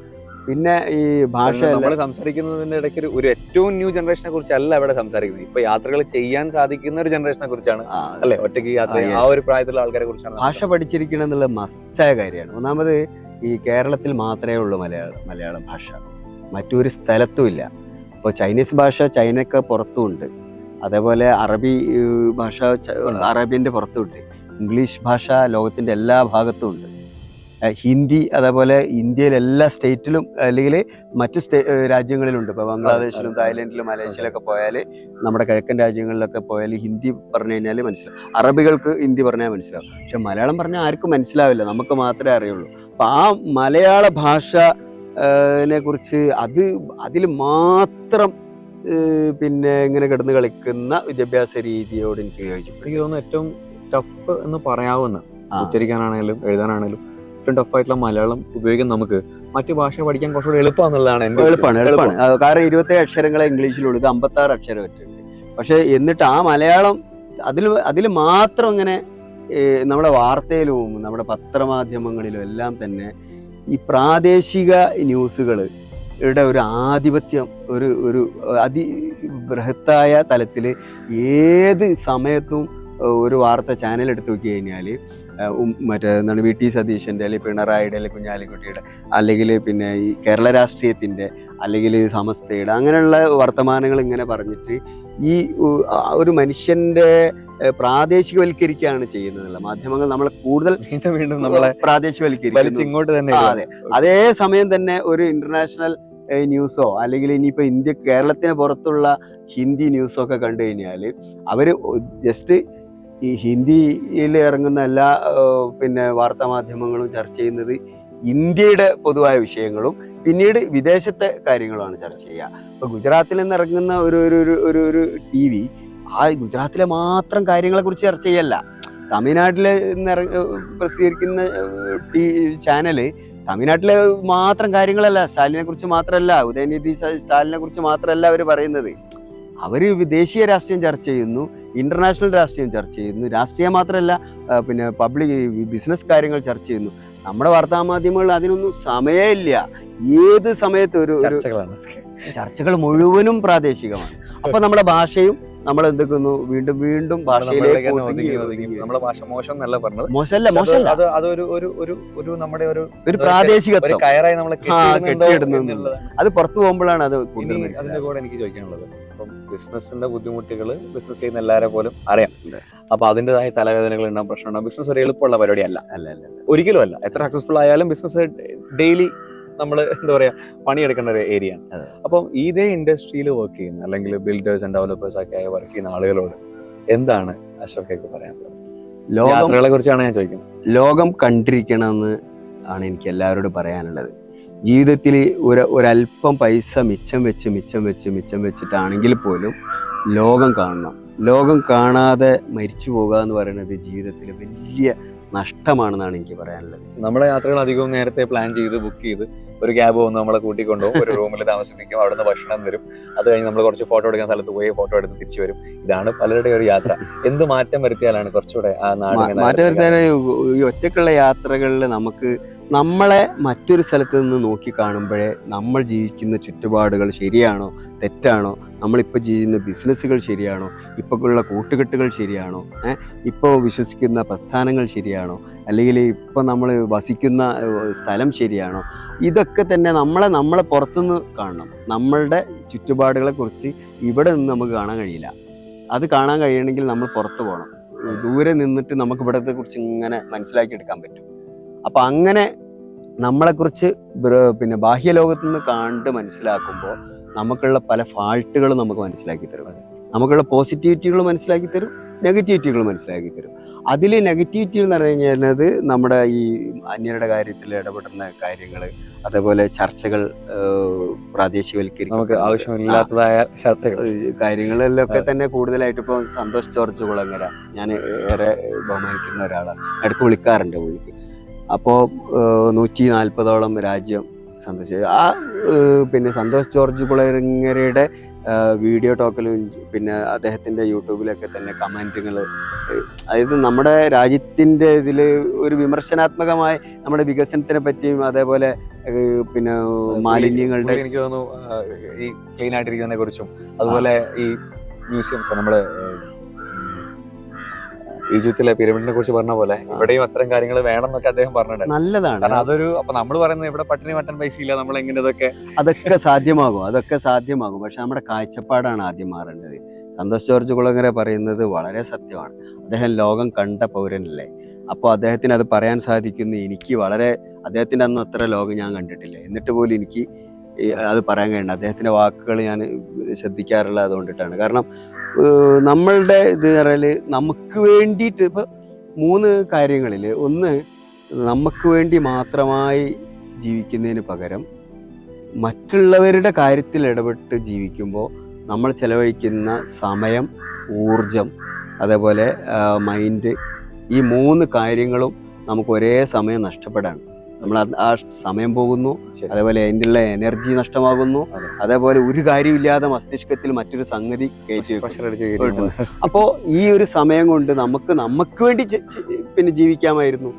നമുക്ക് വേണ്ടിയിട്ട്, നമ്മുടെ പോസിറ്റിവിറ്റിക്ക് വേണ്ടി, നമ്മുടെ ബിസിനസ്സിന് വേണ്ടി, നമ്മുടെ വൈജ്ഞാനിക ആവശ്യങ്ങൾക്ക് വേണ്ടി, നമ്മുടെ സാമൂഹിക ഉയർച്ചയ്ക്ക് വേണ്ടി, നമ്മുടെ കുടുംബത്തിൻ്റെ വളർച്ചയ്ക്ക് വേണ്ടി, നമ്മുടെ വിദ്യാഭ്യാസത്തിൻ്റെ പുരോഗതിക്ക് വേണ്ടി, ഇതൊക്കെ തന്നെ ചെയ്യാൻ ഒരാൾക്ക് സമയമില്ല.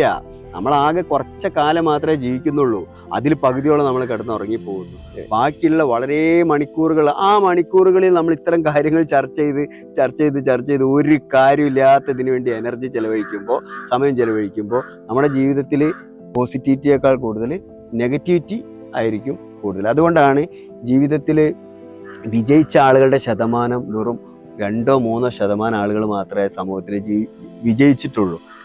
ബാക്കി എല്ലാവരും തന്നെ അവരുടെ ജോലിയിൽ, നമ്മളൊരു ജോലി മാത്രമാണ് 10 പേർക്ക് ജോലി കൊടുക്കുന്ന സംരംഭമായി വളർന്ന് വരേണ്ടതിൻ്റെ ആവശ്യകതയാണ് ചൈനക്കാരൻ ചിന്തിക്കുന്നത്, അല്ലെങ്കിൽ ജപ്പാൻകാരൻ ചിന്തിക്കുന്നത്, അല്ലെ US പൗരൻ ചിന്തിക്കുന്നത്, അല്ലെങ്കിൽ ഇത്. പക്ഷെ നമ്മൾ ചിന്തിക്കുന്നത് നമ്മൾ ഇത്രയും പഠിക്കുമ്പോൾ തന്നെ ജോലിയാണ്, എങ്ങനെ ശമ്പളം വാങ്ങാന്നുള്ളതിനെ കുറിച്ച്. അപ്പം ജോലിക്ക് വേണ്ടി മാത്രം പഠിക്കുന്ന ഒരു വിഭാഗമായി, അത് ചെറിയ ശതമാനമല്ല, 90%, 95% ആളുകളും ഒരു ജോലി കിട്ടിയിരുന്നെങ്കിൽ എന്നാഗ്രഹിക്കുന്ന ആളുകളാണ്. അതിനു വേണ്ടിയിട്ടാണ് പഠിക്കുന്നത് പോലും.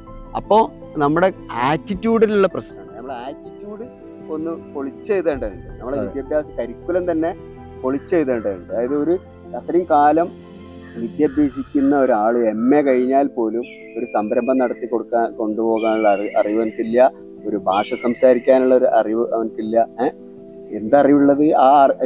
അത് ഒരറിവില്ല എന്നല്ല, കരിക്കുലത്തിന്റെ അകത്തുള്ള അറിവുണ്ടാവും, പക്ഷെ അവന് പ്രയോജനമുള്ള അറിവുകൾ കിട്ടണമെങ്കിൽ കൃത്യമായിട്ട് ഒരു പ്രൊഫഷണൽ കോഴ്സ് എടുത്താൽ പോലും സ്വന്തമായിട്ട് ഒരു സാധനം ചെയ്യാൻ പറ്റുന്ന ഒരു അവസ്ഥയിലേക്ക് അറിവ് കിട്ടുന്നില്ല. ആ ഒരു തിരുത്തൽ നമ്മൾ വരുത്തുക എത്രയും പെട്ടെന്ന് നടത്തേണ്ട ഒരു കാര്യമാണ്.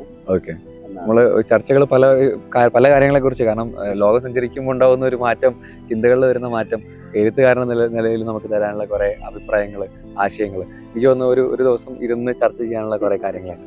എന്തായാലും ഇത് കേൾക്കുന്ന ആളുകൾക്ക് നമുക്കിവിടെ വെച്ച് ഈ ഒരു എപ്പിസോഡ് അവസാനിപ്പിക്കേണ്ടതുള്ളത് കൊണ്ട് മാത്രം ഇവിടെ ഞാനൊന്ന് ചെയ്യാണ്. ഇനി എനിക്ക് അറിയേണ്ടത് എന്താണ് ഇനി നടക്കാൻ പോകുന്ന കാര്യങ്ങൾ, ഇനി എന്താണ് ഞങ്ങൾ പ്രതീക്ഷിക്കേണ്ടത്?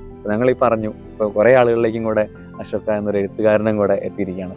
എന്താണ് അഷ്റഫയുടെ ഭാവി പ്ലാനുകൾ? എവിടെയാണ് ഇനി യാത്ര ചെയ്യാൻ പോകുന്നത്? ഏതുതരം പുസ്തകങ്ങളാണ് ഞങ്ങൾ ഇനി പ്രതീക്ഷിക്കേണ്ടത്? ഭാവി ഞാൻ പുസ്തകത്തിന്റെ കാര്യം ഇപ്പം 5 പുസ്തകം ആണ് എഴുതിയിട്ടുള്ളത്. അതിൽ പുസ്തകത്തിന് വേണ്ടിയിട്ട് ഇനി എഴുതിയിട്ടുള്ള കണ്ടന്റുകൾ ഫേസ്ബുക്കിൽ ലഭ്യമാണ്. പക്ഷെ ഞാൻ പുതുതായി ഇപ്പോൾ എഴുത്ത് കുറവാണ്. ഇപ്പം ബിസിനസ്സിൽ ശ്രദ്ധിക്കുന്നത് കൊണ്ടിട്ട് കൂടുതൽ സമയം ബിസിനസ്സിൽ ആണ് ഉള്ളത്.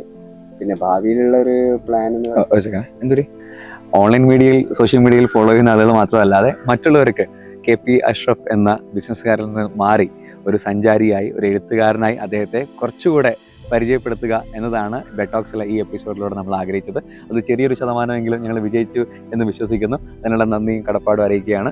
ഇനി ഒരുപാട് പുസ്തകങ്ങൾ വരട്ടെ. ഇനിയുള്ള പുസ്തകങ്ങളുടെ ഓരോന്നിനെയും ചർച്ചയായി നമ്മുടെ ചാനൽ ഇദ്ദേഹത്തിന് നമുക്ക് കൂടെ ഇരുത്തി ഇങ്ങനെ സംസാരിക്കാനുള്ള ഭാഗ്യം നമുക്ക് ഉണ്ടാവട്ടെ. നമ്മളൊക്കെ ആഗ്രഹിക്കുന്നത് പോലെ സന്തോഷ് ജോർജ് കുളങ്ങളെ കുറിച്ച് സംസാരിക്കുന്നത് പോലെ, കാരണം ഓരോ വ്യക്തികളുടെ സഞ്ചാരവും അവരുടെ ആശയങ്ങളും അവരുടെ കാഴ്ചപ്പാടുകളും കാണുന്ന രീതികളും ഒക്കെ വ്യത്യാസമാണ്. അത് എഴുത്തിലും വ്യത്യാസമുണ്ട്. അത് നിങ്ങൾക്ക് വായിക്കുമ്പോൾ മനസ്സിലാവും. എല്ലാവരും പുസ്തകങ്ങൾ വായിച്ച് നിങ്ങളുടെ അഭിപ്രായങ്ങളും കൂടെ ഈ നമ്മുടെ വീഡിയോയുടെ താഴെ കമന്റ്സ് ആയിട്ട് രേഖപ്പെടുത്തുമെന്ന് വിശ്വസിക്കുന്നു.